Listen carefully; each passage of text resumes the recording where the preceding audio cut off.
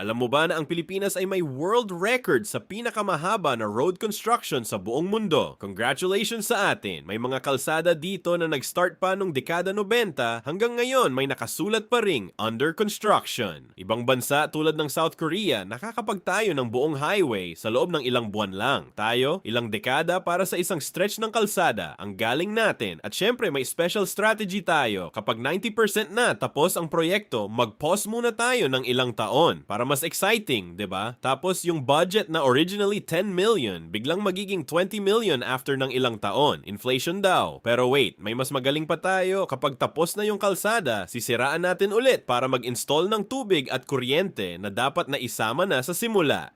Genius move talaga. Ngayon, yung mga construction sites natin ay naging permanent landmarks na, pati GPS gumagamit na para sa directions. Turn left sa construction site na nandoon na simula pa noong 2005.